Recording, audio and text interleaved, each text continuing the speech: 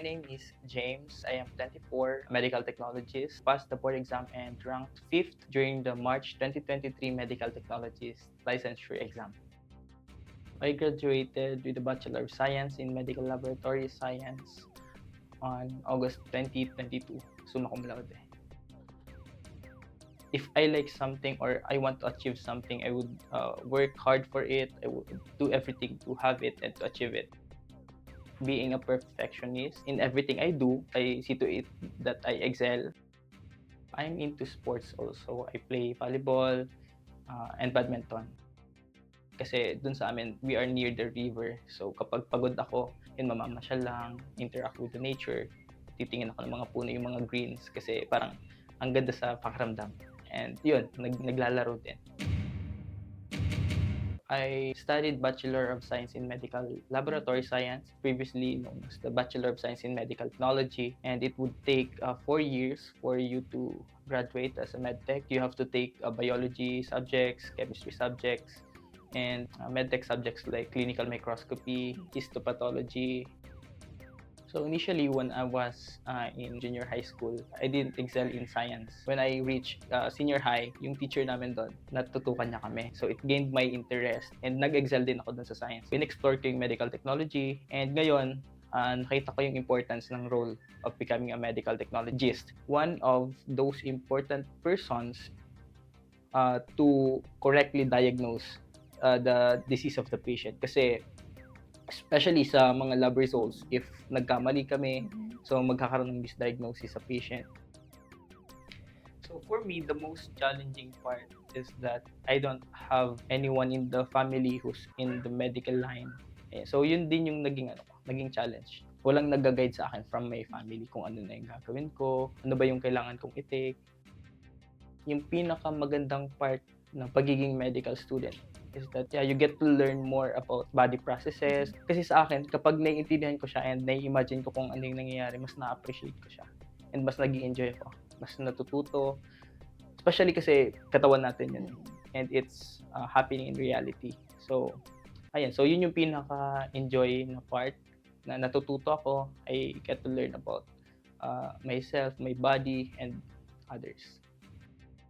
People say that I am a stellar student. Since elementary, I'm also an honor student. Both of my parents are teachers. So, simula pa lang grade 1, kailangan kong maging magaling. So, I had to make an effort para mag-excel. So, until I graduated high school as valedictorian and nung college, I also graduated as summa cum laude. But for me personally, I know that there are a lot of people who's better than me and I still have a lot of things to learn. Hindi naman ako ganun to perfect, so I still have to improve.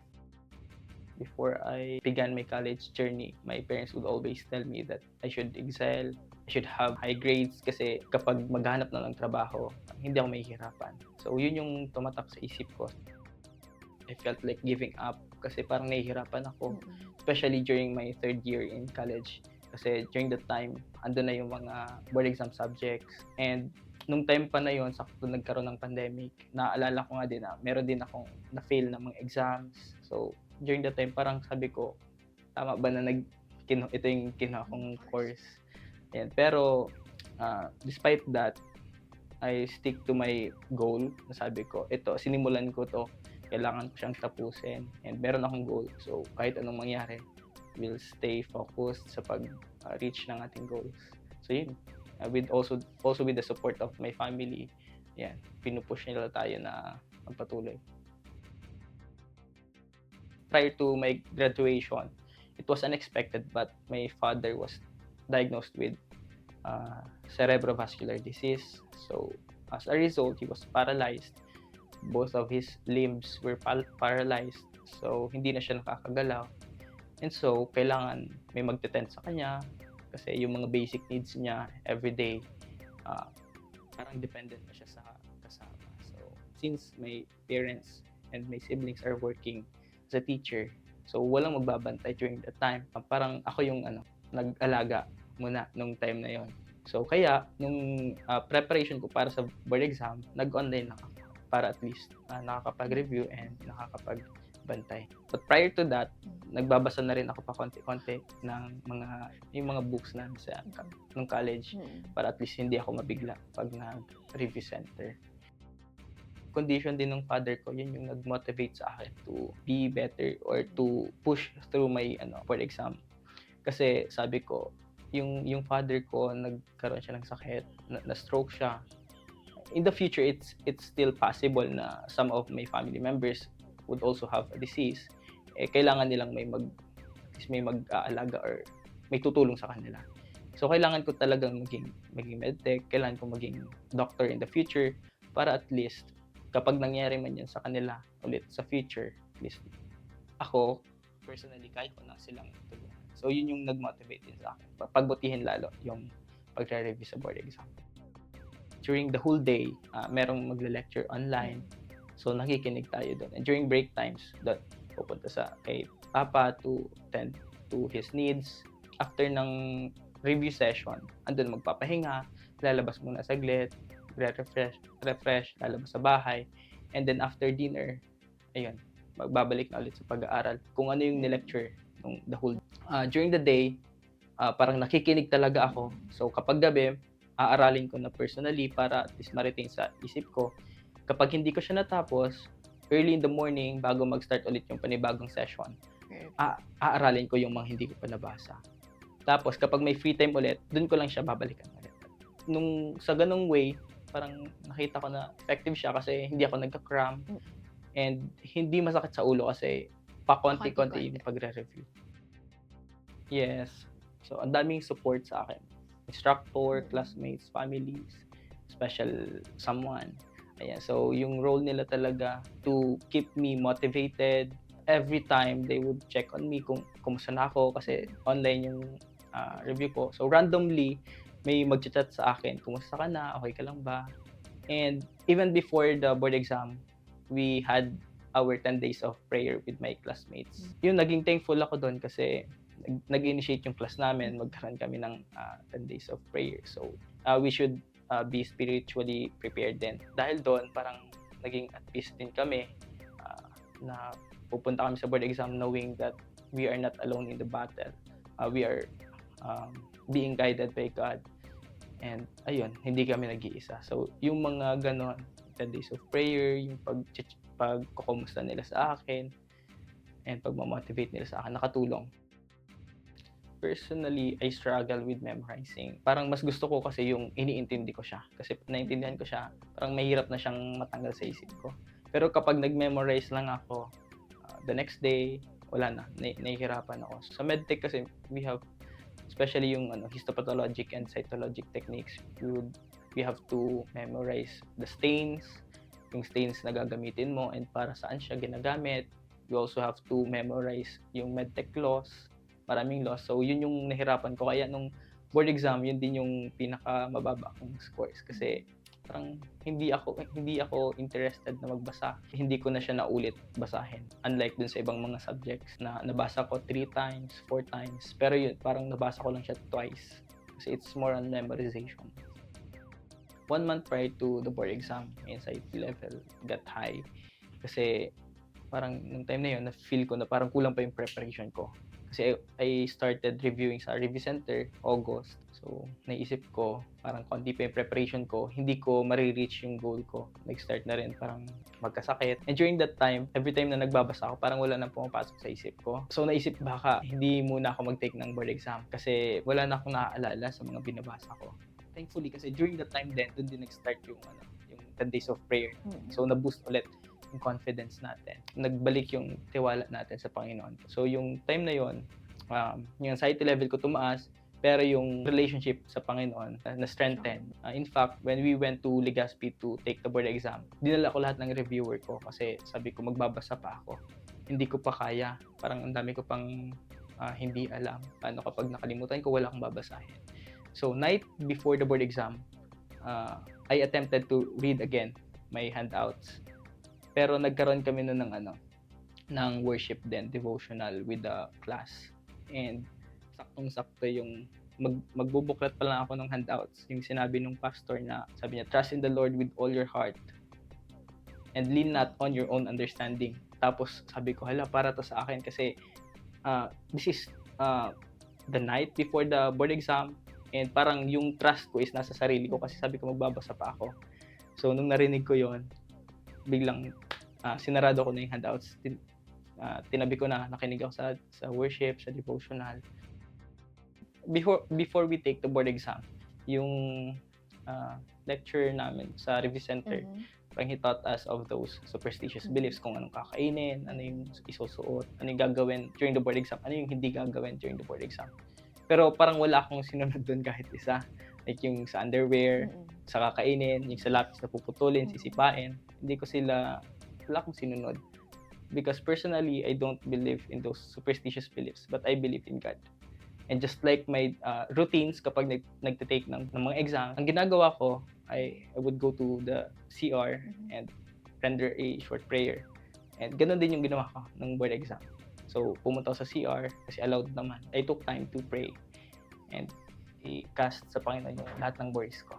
So, I don't believe in superstitious beliefs, but in God, I do believe. Nanibago ako kasi during the preparation, nagkakaroon kami ng exams, pero online lang. So, hindi ulit ako nasanay mag-shade ng Scantron paper. So, during the board exam, first subject, clinical chemistry. Parang ang ginawa ko, sumasagot ako dun sa mga questionnaire, hindi muna ako nag-shade. Para sabi ko, pag nag-shade ako, sure na. Di ko namalayan yung time pala, paubos na. So, nag-cram ako nung last minute. May mga questions ako na hindi ko na napag-isipan ng maayos yung pagsagot. In fact, during the whole duration of the board exam, ako yung laging huli matapos magsagot kasi parang lahat ko siya talaga gustong pagsasagot ako, gusto ko tama. Ang inisip ko talaga, isang beses lang yun mangyayari. Isang beses lang ako mag-board exam. So why not do my best? Kasi hindi na to mauulit. Pagkatapos ng first day, parang naisip ko sa sarili ko, parang it's already impossible makasali ako sa top. Lumabas yung result parang around 10 p.m. Naka-open na yung laptop ko to check the result, pero pumunta ako sa CR. Ayan, tapos pagbalik ko, parang sabi nila may result na daw. Tapos tinignan ko yung pangalan ko dun sa list of successful examinees. Habang nag-i-scroll ako, tumawag yung girlfriend ko, sabi niya, huwag ka dyan tumingin. Sabi ko, kinabahan ako. So, huwag daw ako dun tumingin. Tumingin daw ako dun sa list of top-notchers. Hindi na ako tumingin at first dun sa list of top-notchers kasi hindi na ako nag-expect. Though pinag-pray ko yon, pero sa performance ko parang hindi na ako nag-expect. Kinakabahan na ako. Ginawa ko, nag-scroll ako from bottom to top kasi imposible nang mag-top 1 ako. So, from bottom ako nag-scroll. Top 10, top 9, top 8. Wala pa rin ako nakikita ang pangalan ko. Baka scam lang yung sinabi niyang doon ako tumingin. Top 7, top 6, tapos pag top 5 nakita ko yung school pa lang, hindi yung pangalan ko. Nung nakita yung pangalan ko, parang grabe talaga. It was really unexpected and I can attest na God is really working through miracles. Kasi yung mga struggles ko during the board exam, I had to tend to my sick father while reviewing for the board exam. And may mga times kasi na talagang parang sa sobrang pagod ko, may mga araw na hindi ako nakakapag-review. Kasi parang nag-overheat. Nasasobrahan yung pagod ng brain ko. So, hindi ko talaga siya ini-expect. Umiyak ako and nag-pray ako sa Panginoon kasi sabi ko, it was not me.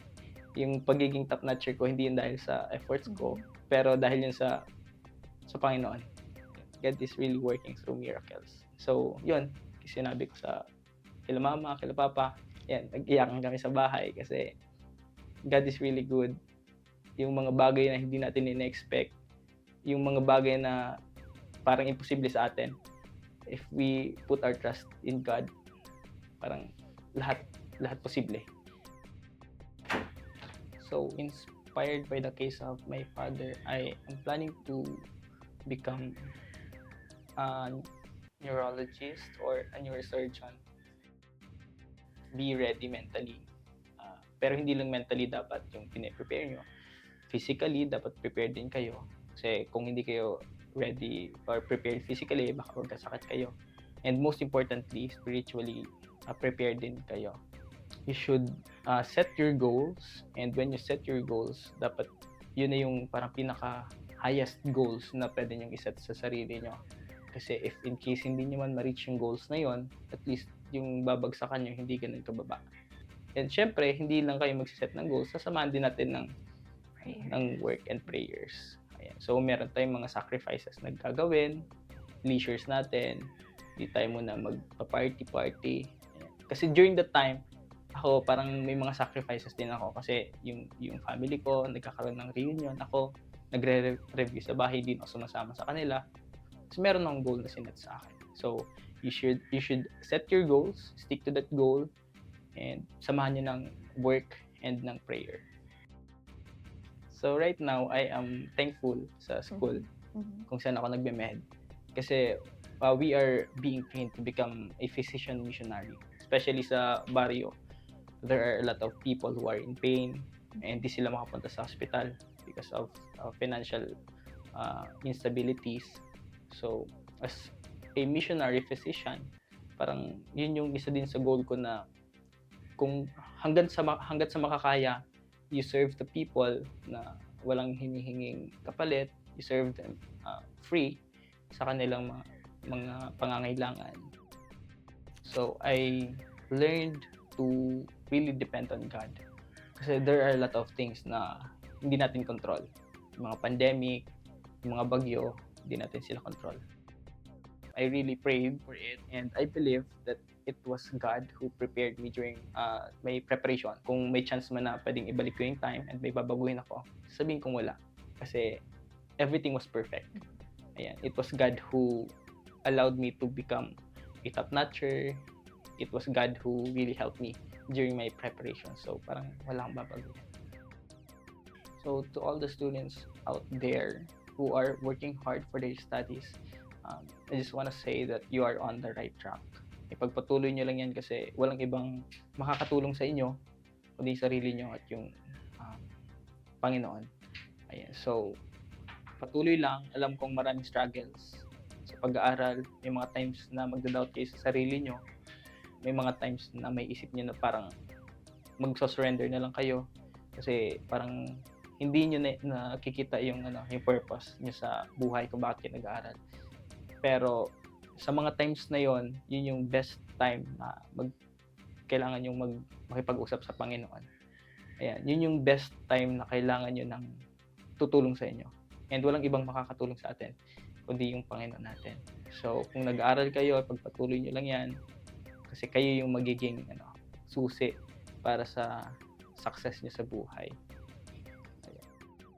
I would like to thank my parents, my family for supporting me financially, emotionally, sa support during the times na nagda-doubt ako sa sarili. Marami kasing mga parang mga words of encouragement yung binibigay nila sa akin. So I would like to thank you for that. And also I would like to thank my instructors sa college, mga friends for the support. Ayan. And most especially, I would like to thank the Lord for giving me the strength and for giving me the courage to push through kahit ano man yung mga struggles sa buhay. So, sa mga tao na gusto rin maging medtech or maging future physicians, so ituloy nyo lang yung pangarap nyo or sama-sama tayong tutulong para sa pag-unlad ng ating buhay at pag-unlad ng ating bayan. And ito pa yung isang huling message ko sa lahat kasi we know that we are just travelers in this world. Hindi to yung permanent na titirahan natin. Parang dumadaan lang tayo dito. And we are in preparation para sa ating tahanan, which is in heaven. It is really important that we prepare ourselves, not just in this world, but in the world to come.